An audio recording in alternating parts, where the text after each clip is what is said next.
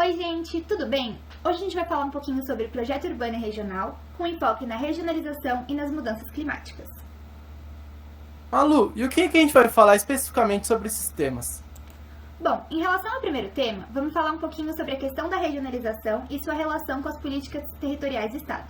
A gente também vai abordar sobre as primeiras políticas nacionais para o planejamento regional do Brasil. E quais questões que incentivaram esse pensamento? A primeira questão foi o combate ao problema. E qual que era o problema da época? Eram as secas e o saneamento. Mas outros pensamentos também incentivaram essas questões políticas, como o fomento à exportação, as bacias hidrográficas, a industrialização com relação à tecnologia e o desenvolvimento das cidades. Isso tem muito a ver também com a criação das superintendências. Ah, superintendências. Elas, Malu, elas foram criadas para gerar um pensamento juntando as macro-regiões do país, então. De forma a gerar alguns focos de pensamentos em comuns, como você já falou aí, das secas e outros, e através das autarquias e conselhos, criar uma maior integração, então, entre o país. Antes, era muito pensado na questão do litoral. E a partir desse pensamento mais macro-regional, questões como o avanço em direção ao centro-oeste e o avanço em direção à Amazônia foram levados em pautas. E isso influenciado por um alto investimento do Estado. Esse pensamento ele só foi possível porque existia um pensamento estatal por trás dessas ideias. Isso com a ditadura militar, que era um governo altamente estatal, foi intensificado. Inclusive foi nesse período que iniciou as construções das Transamazônicas. No entanto, com o avanço da globalização e todas as questões que a gente vem observando atualmente no mundo, esse pensamento estatal foi perdendo força e as superintendências foram sendo desarticuladas. Isso gerou com que os investimentos começassem a vir de outros fundos, que não o governo somente, fazendo com que se concentrasse esses investimentos de acordo com os interesses do mercado. No entanto, em 2003, com a retomada do governo mais estatal, a partir do governo Lula, algumas superintendências reapareceram, porém a gente entende que foi de uma maneira menos impactante do que anteriormente. Algumas responsabilidades foram passadas para alguns atores locais e isso gerou uma desarticulação desse processo. Isso somado à questão do desmonte das instituições e a globalização citada anteriormente, fizeram com que esse pensamento entre as regiões não fossem tão fortes.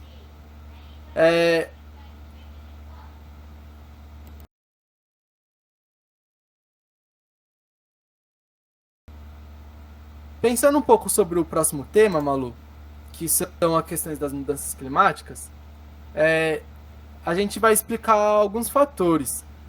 Inclusive, você vem percebendo como o clima aqui em São Paulo vem sendo diferente, mudando de uma hora para outra? Realmente, João, tem alguma coisa acontecendo, mas primeiro eu preciso te corrigir.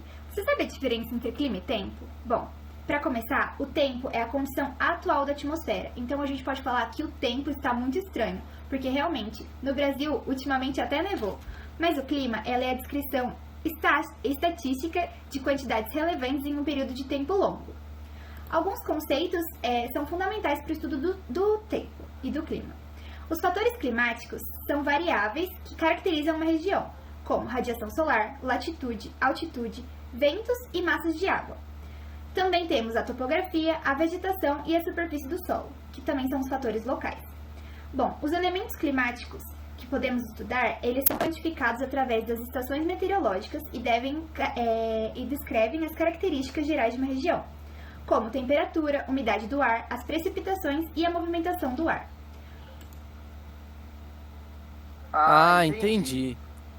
Malu, você sabia que no Brasil existe um tal de cinturão solar? Ele é a área que mais recebe radiação solar e isso tem a ver com a questão tanto da latitude de cada região, como de acordo com as estações do ano. Bom, a maior influência da radiação solar é na distribuição da temperatura do globo, né? Malu, e pensando um pouco também sobre como isso vem sendo pensado no mundo, o que você tem a dizer sobre isso? Bom, em dezembro de 2015, cerca de 197 países se uniram justamente para pensar sobre esse aumento da temperatura da média global.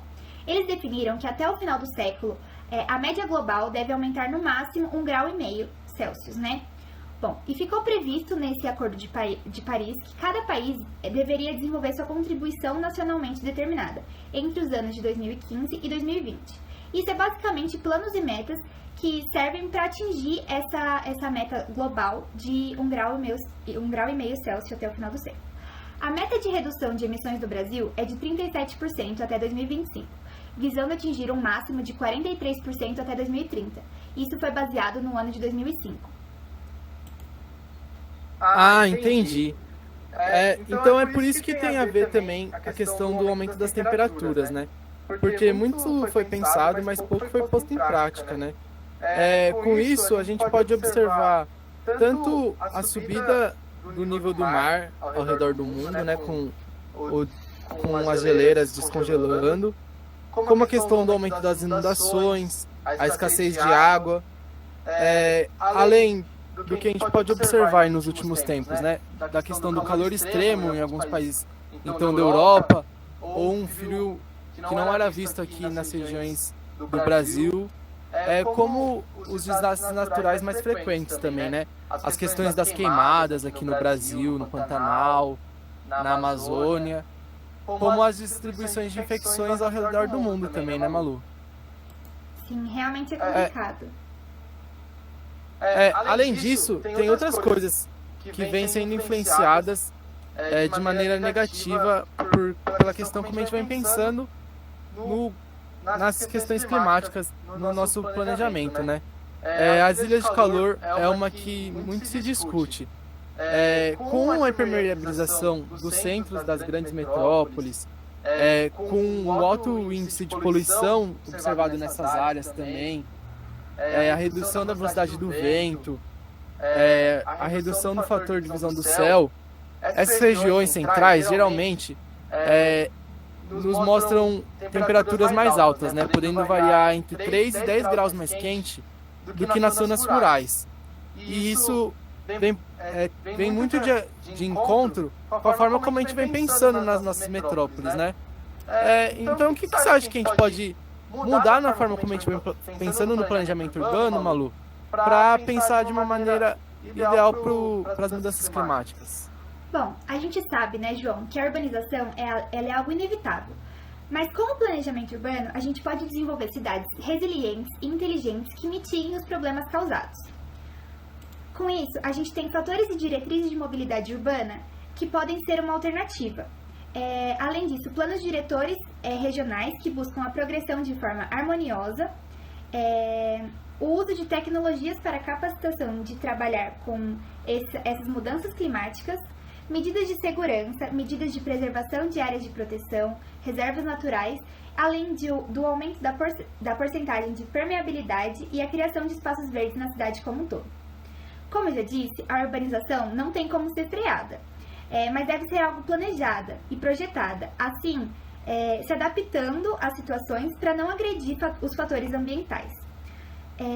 O planejamento urbano e regional ele tem um papel fundamental para poder mitigar essas mudanças, mas para isso ele é necessário não só um arquiteto urbanista, mas diversas